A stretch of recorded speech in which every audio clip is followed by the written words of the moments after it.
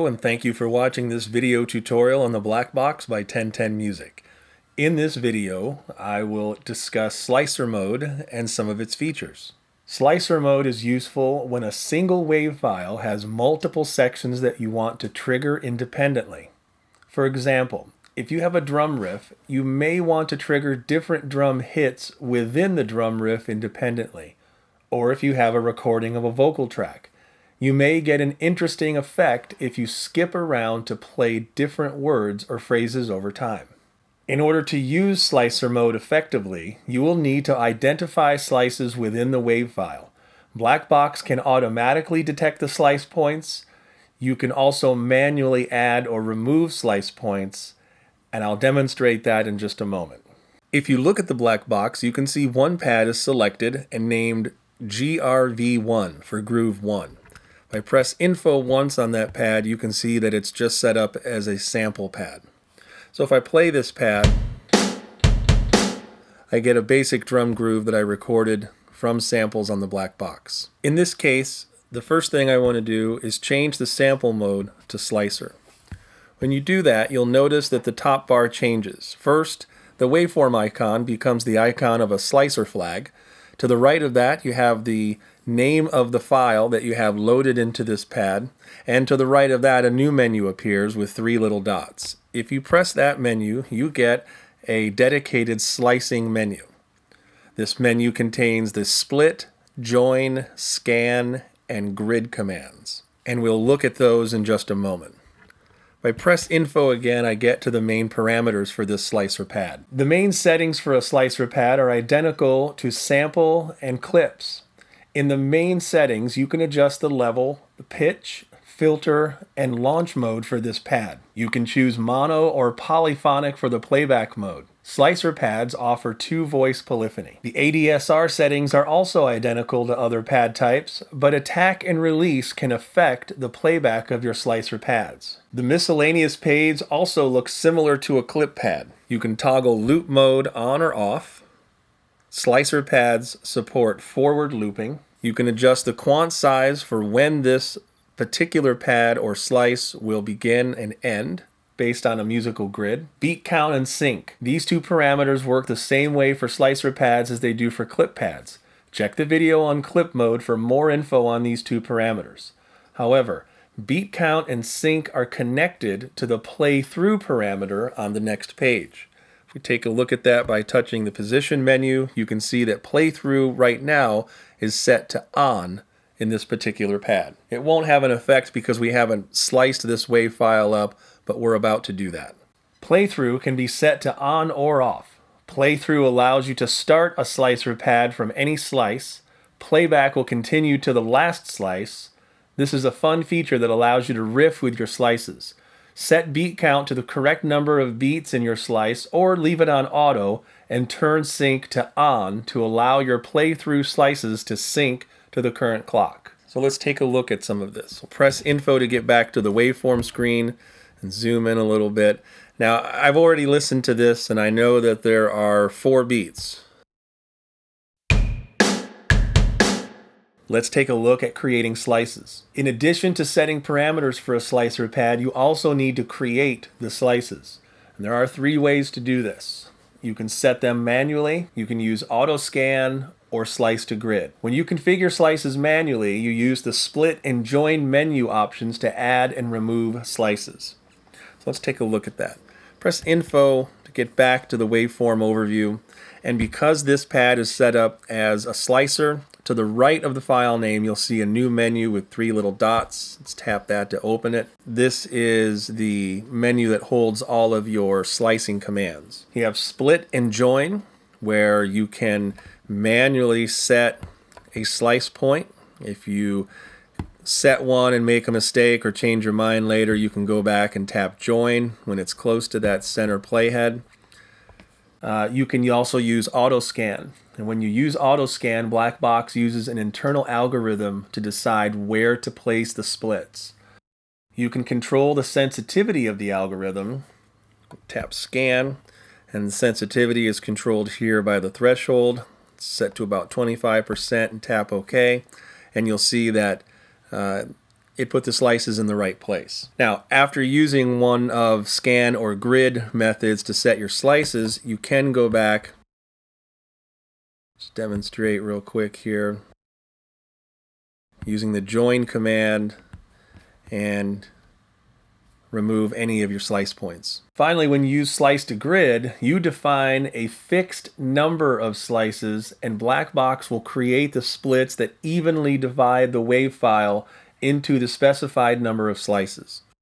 So in this case, if I tap grid, I only need to know really how many beats are in this particular file. I know there's 4, so I'll set slices to 4, tap OK, and again, that looks better to me.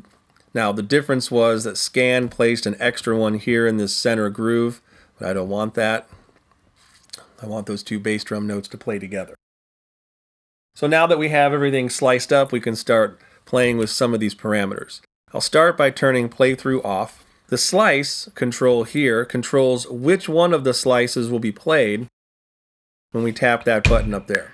Finally, the position menu has 3 important settings for slicer pads, playthrough being one of those. First, in the upper left corner is the slice control, and this indicates which slice will be played when a note is triggered. This will be active when playthrough is not set to on. In the lower left, we have slice sequence, and when slice sequence is set to a value other than none, each new incoming trigger or note will advance the selection of the next slice to play. The value of this parameter controls the order in which slice selection is advanced. So if we set this to none, then slices will be played by their individual notes one at a time. If we set it to forward, any type of trigger will cause the playback to move to the next slice. So you'll play a slice, advance to the next one. And then backwards, any trigger will cause the playback to play the slice and then move to the previous slice. So you can step through your slices either forwards or backwards. Next we have random. Random is really fun, where any trigger will cause the playback to move randomly through the selected slices. And then finally, we have stagger. Stagger is also very interesting. A trigger will cause the playback to move through the slices in a somewhat random way. It might move forward a few slices and back a couple, and then forward a few more, then back 1 or 2, and so on and repeat. Okay, let's take a look at how we play these slices. I now have my groove number 1 sliced up, and I want to play this using first the internal keys. The keys interface will allow you to play your slices. The first slice in a wave is always assigned to C2. You can trigger your slices from an external controller as well as this internal keyboard.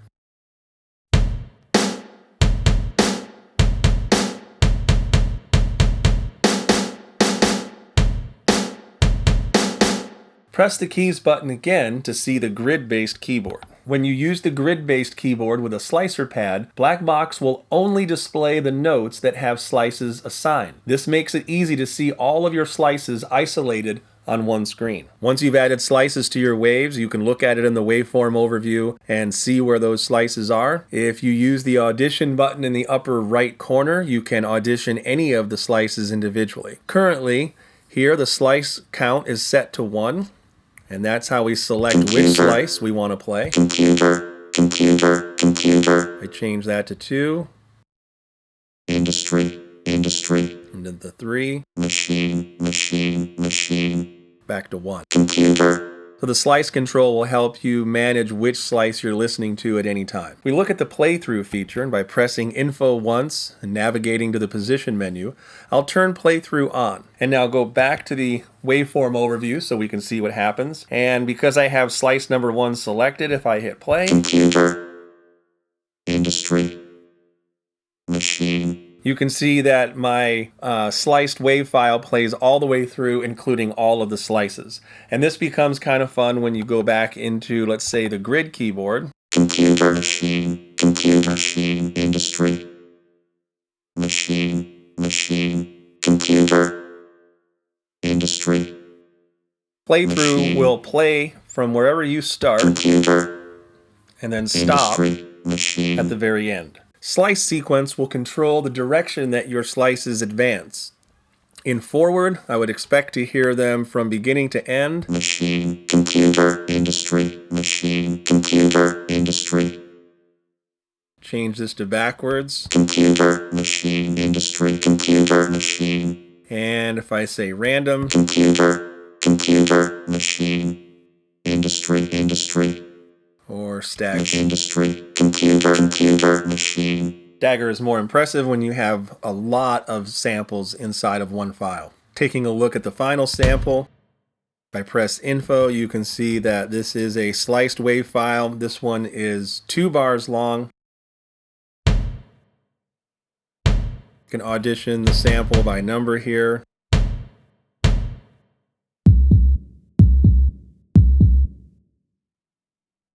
So if I go back to a grid keyboard,